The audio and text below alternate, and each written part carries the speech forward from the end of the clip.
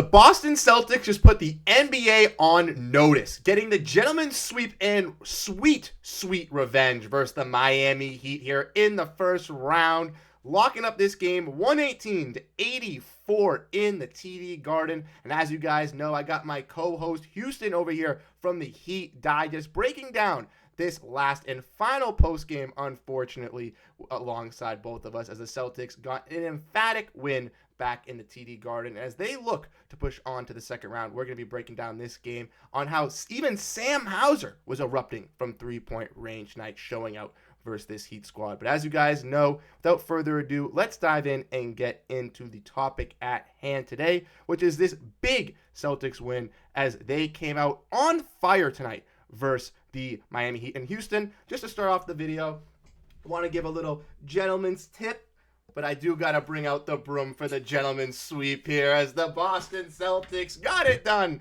on their home court. And as we break it down here, we can look at the team stats. The Celtics outshot the Heat from field goal range and from three-point range as the Heat shot a whopping 10% from three-point range. Absolutely atrocious. They did beat us in the free throw category, but again, the Celtics shot 27 free throws to the Heat's 10. But the Celtics rebounding, absolutely dominating, almost doubling the Miami Heat's rebounding without Kristaps Porzingis. Key games from Al Horford and Luke Kornet here. What are your thoughts, kind of, Houston? Let's break it down. What do you have to say about the Heat, unfortunately, losing this game? It was just another inconsistent night on the offensive end. You mentioned the 10% three-point percentage tonight for the Miami Heat. Absolutely abysmal. What did we go? 3 of 29 tonight. Absolutely just you can't win in today's league shooting 3 of 29 from behind the three-point line, especially when you are this Miami Heat team. We don't have Butler. We don't have Rozier. I'm not making excuses. But again, if you look at their games, obviously they have such a great ability at scoring the basketball. And without those guys, when Tyler Hero and Bam Adebayo are the two leaders on this team, without those two other players, it doesn't seem like a good recipe for success for this Miami Heat team. Bam Adebayo played his heart out tonight. He did have 23 points. He shot 10 of 26 from the field, but that was because he had a 1 of 9 effort in the second half alone. He had 21 points on a 53% shooting, I believe, in the first half. He was really doing all he could, but again, Tyler Hero came out and started 0 of 5 from the field, not even from behind, just from behind the three-point line. Just not a great game from Tyler Hero, in a game we absolutely needed him, just like in game 4 in Miami. Just another inconsistent night, and you guys couldn't miss. And like we talked about off camera just before we clicked record, that kid Derrick White, man, he has this impression down of Michael Jordan, and it's working really well for you guys in the Boston Celtics. So I gotta tip my cap. You guys did win this series fair and square. There was no like huge drama moments at the end of each game that skewed the game towards. No, you guys whooped our ass, and that was the way it went. The revenge probably feels really sweet because of the last 5 years, though. I was going to say, the revenge is definitely sweet after last year. And again, this rivalry going back and forth, meeting in the conference finals the last 3 of 4 years, just having this battle, and now a first-round matchup. Not as great as the Heat fans would have expected. Obviously, their fans are going to be upset over social media, but the Celtics came out and got the job done. You mentioned, though, the key catalyst for the Heat. They heat up in game 2 from three-point range, but after that, just absolutely disappointing back-to-back performances with the Celtics staying up hot, led by that guy, Derrick White, that you mentioned in the introduction here. The hot hand for the Boston Celtics, the white hot guy in last matchup, and again tonight. 25 points, 5 rebounds, 2 assists with a steal, 5 threes, and 8 for 13 from the field. That is efficient shooting out of your second best player tonight, but you're realistically third or fourth best player. Jaylen Brown had another big game, 25 points, total of 6 rebounds, 2 assists. Didn't shoot the greatest from the charity stripe or the three-point range, but was attacking the rim, backing you guys down, working those mismatches on Tyler Hero. Jayson Tatum didn't have the greatest performance tonight, but it's A-okay. Tweak that ankle, getting those rebounds, all what I like to see. But the main guys I want to talk about, the 3 guys, are Al Horford, Sam Hauser, and Luke Kornet. Because without Kristaps Porzingis, the solution versus the Miami Heat, Al Horford and Luke Kornet stepped up. They stayed ready. Al Horford finished with 8 total points, 3 for 4 from the field, with a total of 6 rebounds, 3 assists, and a steal. And Luke Kornet, even though he was only 1 for 1 from the line, had 7 rebounds, a total of 6 defensive ones. It was doing a fantastic job of guarding and making sure that Bam Adebayo got no pressure down low in that second half. Because you mentioned Bam Adebayo was cooking up in the first half and then started to slow down a little bit due to those helps from Kornet and Horford. So when we're talking about the Heat, we're talking about the Celtics here. Obviously, we got that little rivalry, we got that matchup.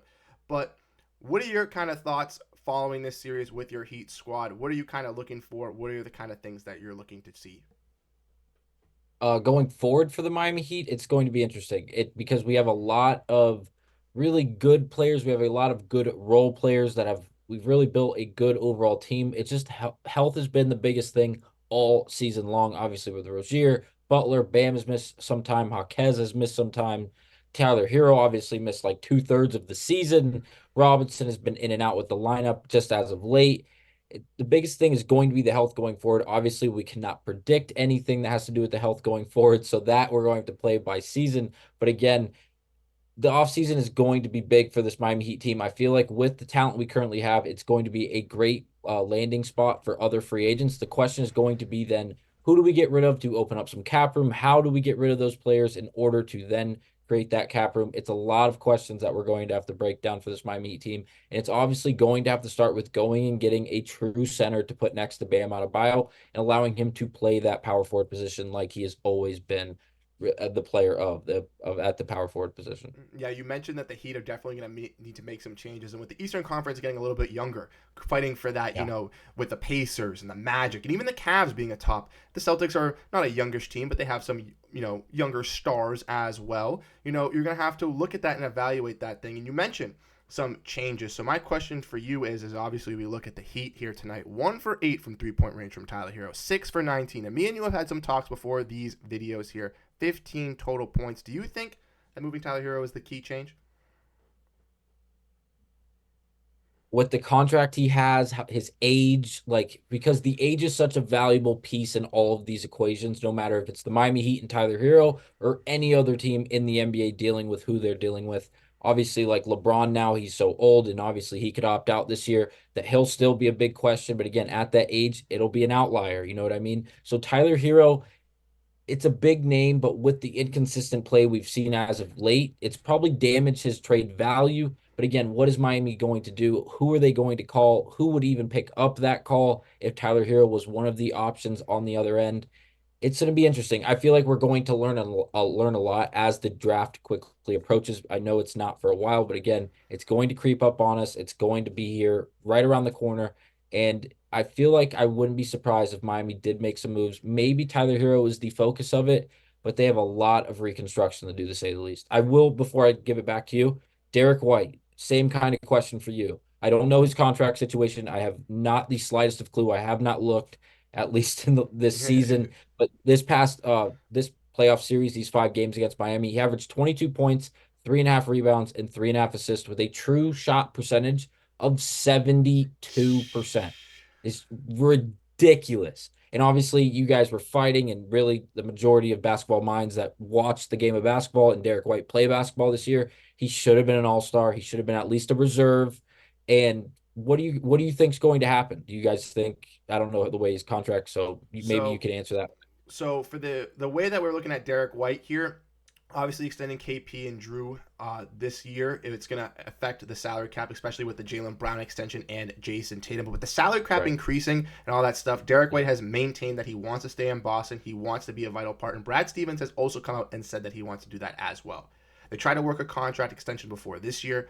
It failed. So will we see them try to work that in the offseason to extend him to make sure he stayed locked up long term? For sure. But could we see kind of how where Jrue's contract happened in April because of that deadline? Can we see it pushed back a little bit closer to free agency? I do think so, because if Derrick White keeps up this play like you mentioning, he could be a guy who could test that free agency market and possibly get a big bag.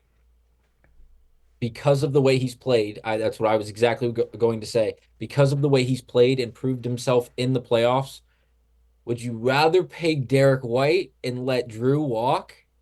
Genuinely, I like after what I've watched, like That's all. I'm all in Derrick White hype train, Houston.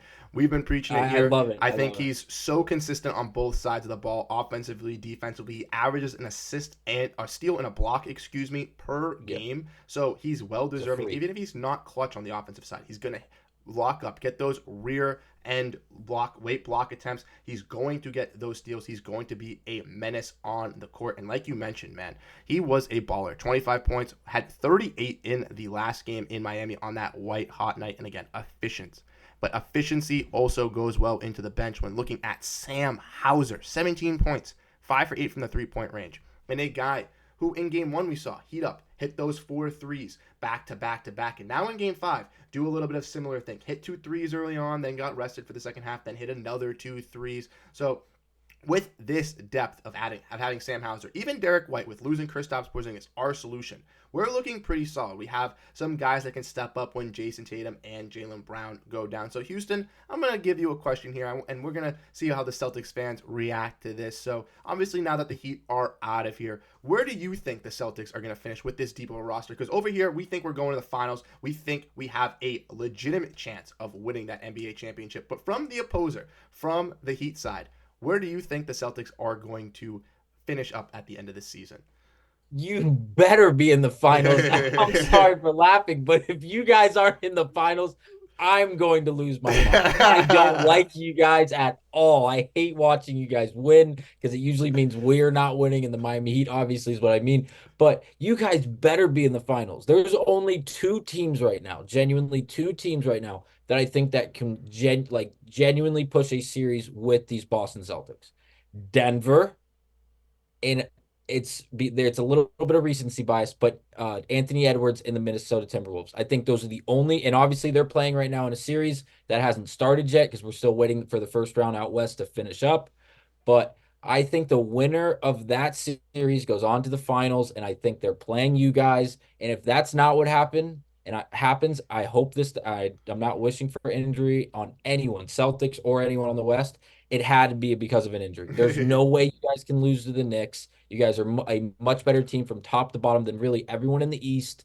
There's no reason to sugarcoat it. Like you guys, like I said earlier, you guys whooped our ass in this series. There's no way around it. No reason to butt around the bush. It's call it how it is. You guys really beat us up in this series, and you guys looked really good. You guys had an off night in game two. We took advantage. It definitely helped that we hit 22 or 23 3-point shots in that game. But then we saw you guys have an off night. And what was that? In the second game in Miami, game 4, that was the last game. You guys were not great shooting the basketball, Mhm. but because of our inability to shoot the basketball as well, you guys were able to pull through and persevere. And you have these players like Derrick White, like Sam Hauser, like your backup center, Kornet, right? Kornet, yep. Kornet, yeah. Like, and obviously you guys don't have Porzingis right now. That he's not going to be out for the entirety of the rest of the playoffs because you guys, this run is not going to be short. Hmm. He'll have enough time to come back. No reason to rush him. I said this after the game 4 video. Do not rush him back. We saw why tonight. Al Horford has more playoff experience than the entire NBA combined because he's prehistoric. Like, you guys have the pieces. You guys have Tatum, you have Brown. Those are two all-star level players, all NBA type players, and they surrounded him with a bunch of legitimate shooters and legitimate hoopers. And now Derrick White, like we said earlier, he's really playing the game of basketball at really the highest level someone of Derrick White's, we thought, caliber could really play. So with the way things are working with Sam or with Missoula really leading the way, you guys, if you guys aren't in the finals, something happened like drastically because there's no other answer. You guys should beat up everybody at the rest in the East. And out west, it'll be a competition. I'm not going to say you guys will roll Denver, Minnesota, OKC, because those teams Yep. are legit and they're young and they'll run with you all game long, all 48 minutes. They'll be there with you. But you guys have such a complete team. It's like Denver. Denver has that top to bottom 8-man rotation, and all of them look like starters when they play their game of basketball. It's going to be a great series, whoever you guys do play, but it damn well better be the NBA championship because it will be a bust. That's what I'm saying. I agree with you. I think we got some telekinesis going over, some telepathic messages because we're agreeing with the same things. I don't think that anybody in the Eastern Conference can stop us. Maybe the Knicks with their No, depth that as we've seen through this Philadelphia 76ers series, I don't know if they'll be able to handle us. And you mentioned no.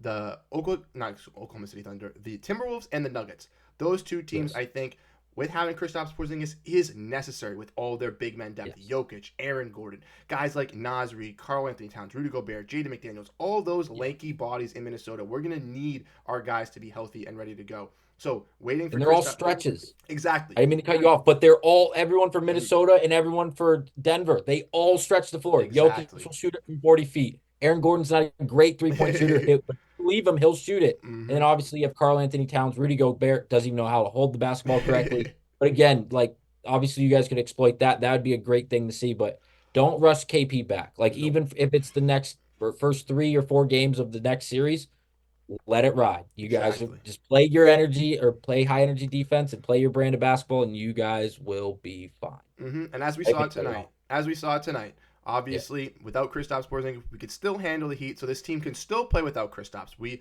don't need to rush him back. In my opinion, I've been preaching this. Wait for the Eastern Conference Finals. We need him for that rest. Save him for those moments and then bring him back in the Eastern Conference Finals so nothing gets re-aggravated in the second round and we have no issues going for the finals because that's our ultimate goal. But as you guys all know, the Boston Celtics absolutely heated up, finishing up this series, getting the gentleman's sweep versus the Miami Heat. Unfortunately, this will be the last post-game duo with Houston as his team has been eliminated, but if you guys want to check out Houston, make sure you guys show the support for the Digest Media family. Go over to Heat Digest, hit a subscribe button for Houston, and check out on his videos as now that his team has been eliminated, he is going to have a bunch of news, a bunch of drama, and a bunch of speculation videos revolving around this Heat squad. So if you're a fan of the NBA, if you're a passionate fan, make sure to go check him out. And if you support the Digest family, we would greatly appreciate it. But as we head out here, Houston, got any last words for the Celtics Digest? Good luck. Stay healthy. Play hard. That's all I got. We appreciate That's all I got. We appreciate it, Houston. Once again, thank you so much for hopping on these videos. We had a blast doing them. Like we mentioned, the Celtics got the gentleman's sweep. It is now over. They got their sweet revenge. And as they look to take on Cleveland or Orlando, drop down in the comment section who you guys would rather see, the Cavs or the Orlando Magic. Without further ado, from your host, Bruce Veliz, and co-host Houston, we'll be signing off on this video, but we'll catch you guys later. Have a great rest of your night, and go Boston Celtics. Peace out, everybody.